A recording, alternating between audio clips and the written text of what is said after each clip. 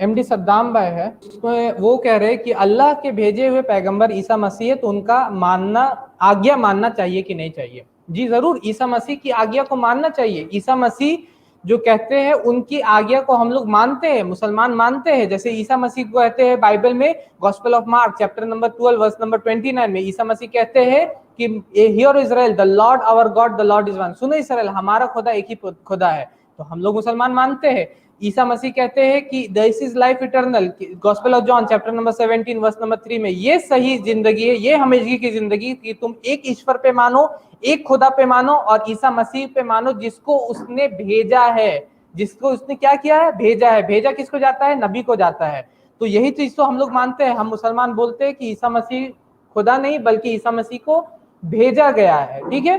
तो सर उसी तरीके से ईसा मसीह क्या बोलते हैं gospel of Matthew chapter number 5 verse number 17 में कि फॉलो द कमांडमेंट्स, शरीयत को फॉलो करो, शरीयत में जो लिखा हुआ उसकी बात को मानो। हम लोग उसको मानते हैं। ईसा मसीह बोलते हैं gospel of John chapter number 16 verse number 7 में, gospel of John chapter number 16 verse number 12 13 14 में कि आपको मोहम्मद सल्लल्लाहु अलैहि वसल्लम जो कि एक और सहायक है, एक और बताने वाला है, एक और कंफर्टर जो कि आने वाला, जो सारी सच्ची बातें बताएगा, वो उस आपको मानना है। तो हम लोग उस पे मानते हैं।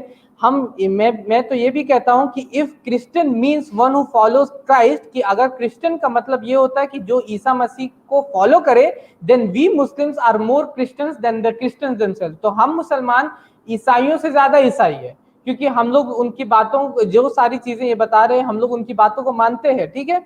हाँ, इसका मतलब ये नहीं होता कि बाइबल में जो भी चीजें, सारी चीजें लिखी हुई, जो ये बोल दिया गया कि ईसा मसीह बोलते, या ये बोल दिया गया बाद में आकर के लोगों ने ये बोल दिया कि ईसा मसीह ऐसा करते थे, या ईसा मसीह ऐसा बता के गए, या ईसा मसीह को मैंने देखा सपने में ऐसा बोले, वो चीज हम लोग नहीं मानते। बल्कि हम लोग आखिरी पैगंबर मोहम्मद सल्लल्लाहु अलैहि वसल्लम, जिनके ऊपर कुरान नाजिल हुआ, उनकी बात, जो कि कुरान जिसकी हिफाजत की जिम्मा अल्लाह ताला लेते हैं, उसी तरह इंजील की हिफाजत की जिम्मा अल्लाह ताला नहीं लिए थे, तौरात की जिम्मा नहीं ली अल्लाह ताला। तो वो सारी चीजें करप्टेड हो गए, लेकिन अभी जो करप्टेड नई फॉर्म है, जो कि सही फॉर्म में है, उसको हम लोग फॉलो करते हैं और उसके मुताबिक हम लोग जिंदगी गुजारते हैं। हमारे चैनल IRPC इंडिया को सब्सक्राइब करें और बेल बटन पे क्लिक करें ताकि हमारा सारा वीडियो आप तक ज़रूर पहुंचे।